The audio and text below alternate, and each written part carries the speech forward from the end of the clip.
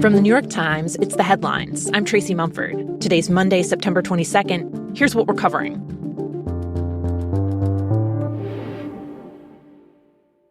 Starting today in New York City, more than 140 leaders and delegations from around the world will convene for the annual gathering of the United Nations General Assembly, even as the relevance of the UN has been increasingly called into question.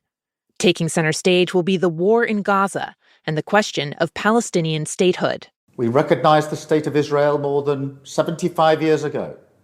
Today, we join over 150 countries who recognize a Palestinian state also. Ahead of the gathering, British Prime Minister Keir Starmer, along with the leaders of Canada, Australia, and Portugal, announced that his country will now officially recognize a Palestinian state, turning up the diplomatic pressure on Israel over its military campaign that's killed tens of thousands of people. The hope of a two-state solution is fading, but we cannot let that light go out.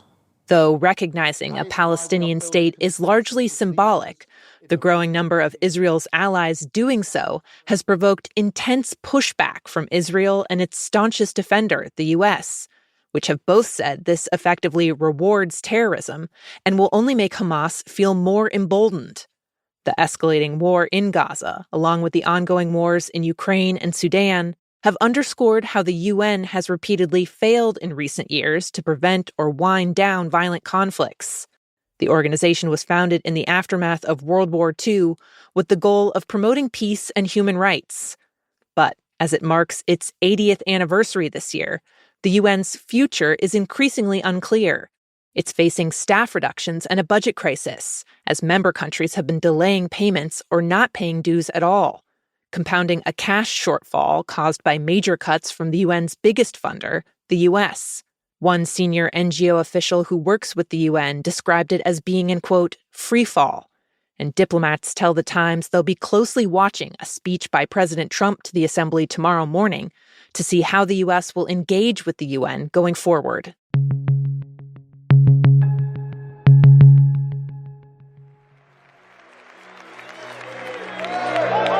Thank you for coming out to honor Charlie Kirk. God bless all of you and all of you tuning in online around the world.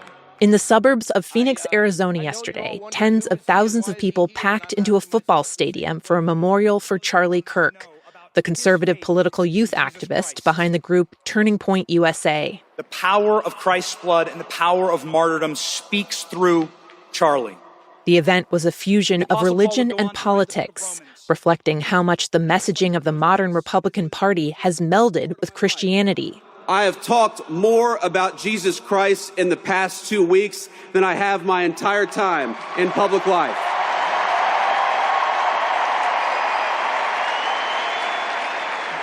And that is an undeniable legacy of the great Charlie Kirk. At least 20 members of the Trump administration attended, many of whom delivered remarks, including Vice President J.D. Vance, Secretary of State Marco Rubio, and the president's top policy advisor, Stephen Miller. You thought you could kill Charlie Kirk? You have made him immortal. Attendees lined up before the sun rose to get inside the arena, passing voter registration booths that had been set up for the event. The service, in total, ran for 5 hours. My husband, Charlie, he wanted to save young men, just like the one who took his life. Near the end of the ceremony, Kirk's wife, Erica Kirk, who is now the leader of Turning Point USA, took the mic. She described the shock of viewing Kirk's body at the hospital and said she forgives the man who killed him. The answer we know from the gospel is love, and always love. Love for our enemies and love for those who persecute us. She was followed by the final speaker of the event, President Trump. He did not hate his opponents. He wanted the best for them. That's where I disagreed with Charlie. I hate my opponent, and I don't want the best for them. I'm sorry. I am sorry, Erica. Trump spoke for 45 minutes, honoring Kirk's life, but also promoting his own political agenda, talking about sending federal agents to Chicago, boasting about tariffs that he's slapped on other countries, And the anchor had no talent and no ratings. Alluding briefly to the controversy over Jimmy Kimmel's suspended late-night show. Since Kirk's killing, Trump and top administration officials have promised a crackdown on their political opponents, amid baseless claims that there's a network of liberal groups violently opposing the Republican Party. The lesson of Charlie's life is that you should never underestimate what one person can do with a good heart, a righteous cause, a cheerful spirit, and the will to fight, fight, fight. Have to fight. For a deeper look at what Kirk meant to the crowds who flocked to the arena for the memorial, listen to today's episode of The Daily.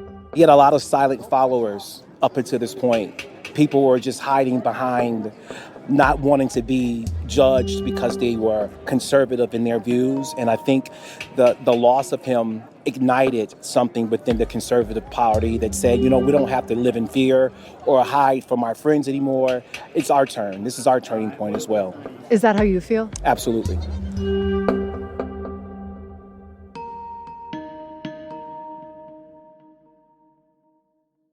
Now, 2 other quick updates on the Trump administration. The president has pushed out a U.S. attorney after he said he'd hit roadblocks trying to bring cases against people Trump considers his political enemies. The attorney, who was looking into former FBI Director James Comey and New York Attorney General Letitia James, recently told senior Justice Department officials that there wasn't enough evidence to charge James with any crimes and that there were complications in their investigation of Comey. Even though Republican lawmakers and the Attorney General, Pam Bondi, defended the U.S. attorney, who's a highly regarded career prosecutor, he resigned after Trump told reporters, "I want him out." The ouster is part of the president's ongoing effort to exert more control over the Justice Department and leverage it in his retribution campaign against law enforcement officials who've investigated him.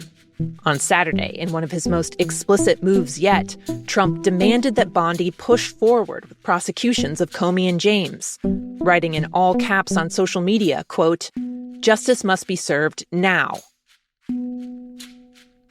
And the company needs to decide, is that person valuable enough to have a $100,000 a year payment to the government, or they should head home and they should go hire an American.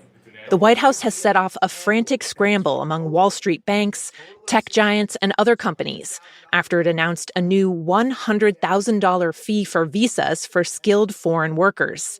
The visas, known as H-1Bs, have played a crucial role in helping American employers find tens of thousands of top-tier workers.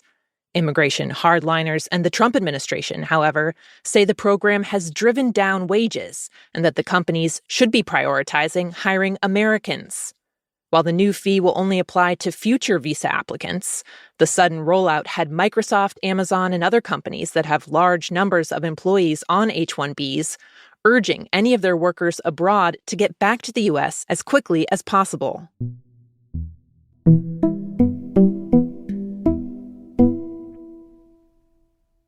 Hamburger helper, when you need a helping hand. During the 2008 financial crisis, sales of Hamburger helper spiked. With 1 pound in 1 pan, you've got a meal everyone loves. During the COVID pandemic, they spiked. And Hamburger helper's there to help. And now, once again, sales of the budget-friendly Just Add Beef pasta mix are on the rise.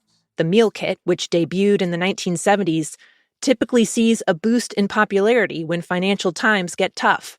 There's even a phrase for it, the hamburger helper economy. Sales of other budget-conscious favorites like canned tuna, beans, and boxed mac and cheese are also strong, according to industry analysts. It's a sign Americans are feeling the squeeze. Though inflation has cooled off from its peak, by some estimates, food prices are still more than 20% higher than 4 years ago. And they're climbing. The latest data from the Bureau of Labor Statistics showed that prices in several food categories, including meat, coffee, fruits, and vegetables, jumped last month.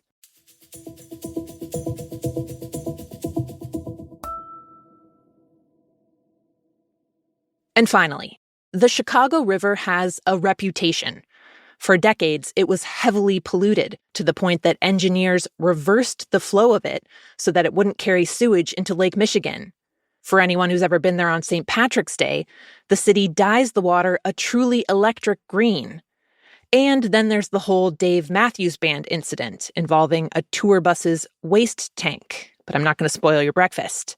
Very little of that makes people think, gee, I'd like to swim in that river. There has not been an open swim in the river since 1927. But yesterday, in a celebration of just how much work has been done to clean it up in recent years, hundreds of people jumped in the heart of the Loop downtown, with one swimmer telling NBC News it was a lifelong dream. It was incredible. The water was actually quite clear. Every time I breathed, I could see the city. The event was carefully organized. They tested for bacteria levels in the water, required all swimmers to register, and had lifeguards on hand. Meanwhile, environmental groups are excited that it's not just humans coming back to the cleaner water. There have been dozens more species of fish in the river. Ospreys and bald eagles are hunting for food in it. There's beavers, muskrats, turtles, and even otters behind the lyric opera. Those are the headlines. I'm Tracy Mumford. We'll be back tomorrow.